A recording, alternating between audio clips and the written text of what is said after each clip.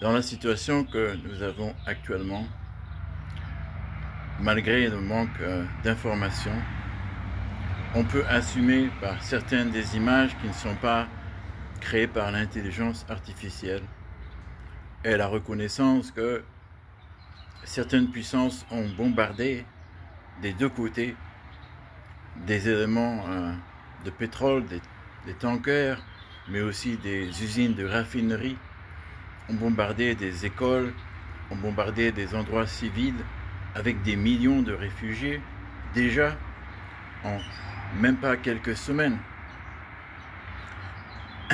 Il est évident que nous sommes dans une escalation. Et la chose la plus triste, c'est que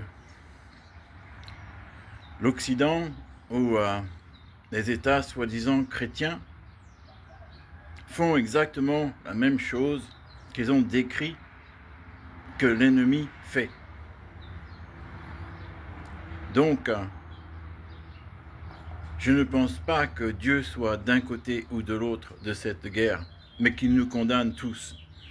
Et la France a une chance, parce que, oubliez les Anglais, oubliez les Allemands, les Russes et les Chinois font leurs manipulations, leurs arrangements avec les grandes puissances, et ça n'est pas un secret, parce qu'il y a des intérêts financiers. Tout ça, c'est à propos des intérêts financiers.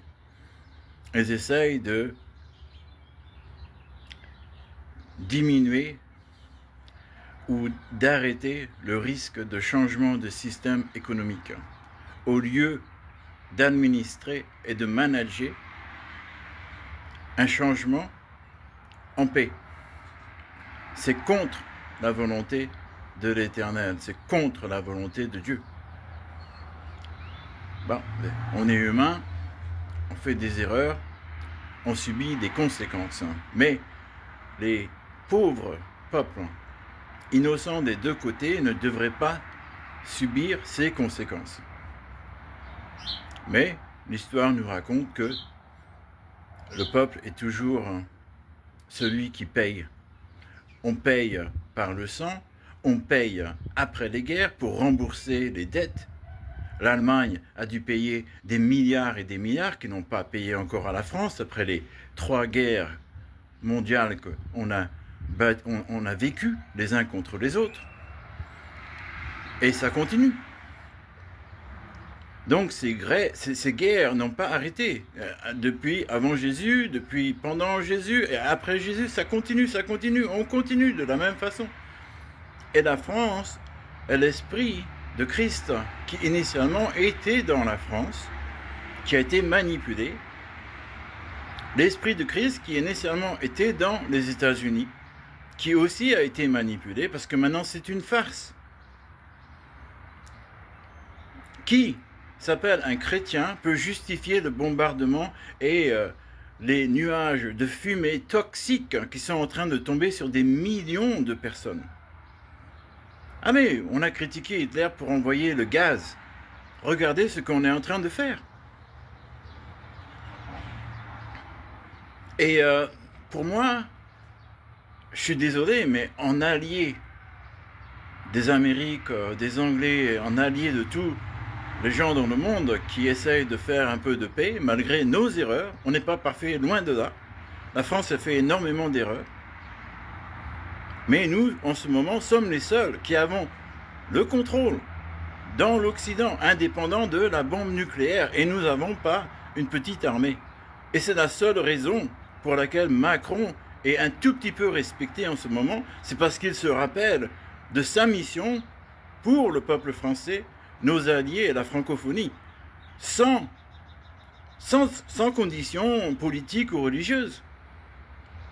C'est juste l'honneur de notre parole.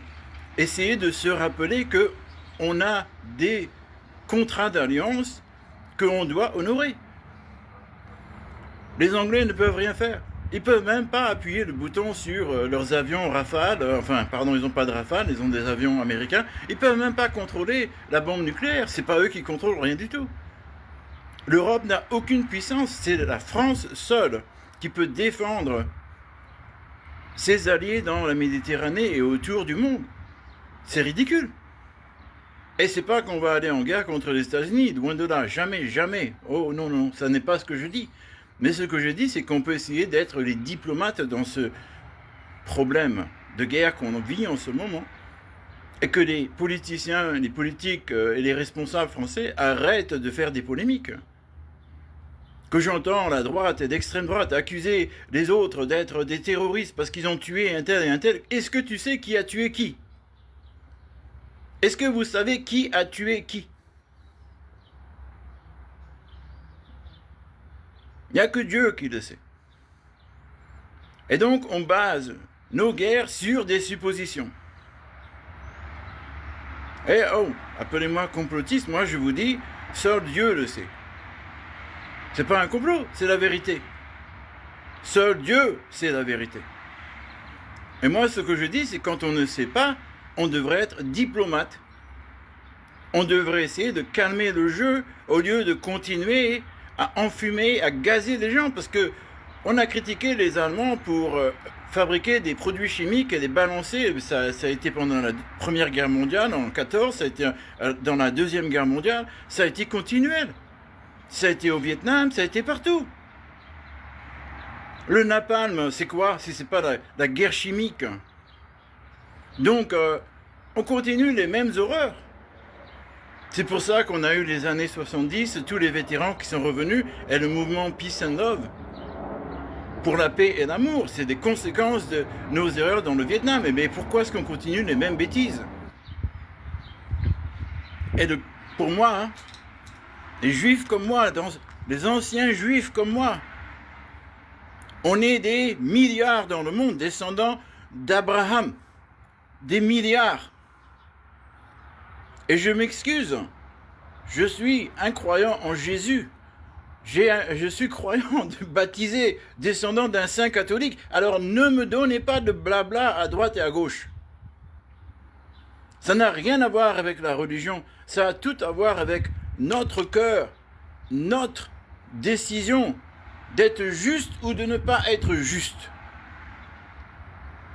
Et pour cela, il faut une diplomatie. Pour cela, il faut arrêter les bombardements. Et il faut qu'on discute.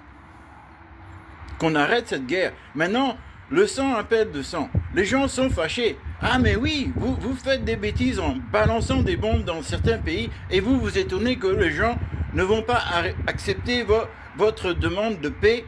Non, mais c'est... Regardez les Allemands, comment ils ont réagi après la Deuxième Guerre mondiale. Ils étaient complètement montés contre la France qui demandait des réparations de la guerre que les Allemands ont fait en France. Mon arrière-grand-père est mort à cause de la Première Guerre mondiale. Donc, oui, on a des animosités et on continue à construire ces animosités. Pourquoi? Ah, quand j'entends des généraux qui me disent que 20% de tirs amicaux entre alliés, que c'est acceptable, que 20% de morts entre nos alliés, c'est acceptable. Mais c'est quoi cette bêtise-là? Et dans la guerre, il y a énormément de dégâts. Donc il faut arrêter la guerre. Parce que Dieu nous demande de faire cela. Si on ne le fait pas,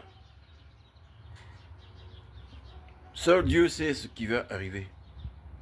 Mais on ne va pas amener ce que l'on croit qu'on pense amener. Parce qu'il est déjà venu. Et ne reviendra pas. Quand on fait la guerre n'amène pas l'amour et la paix.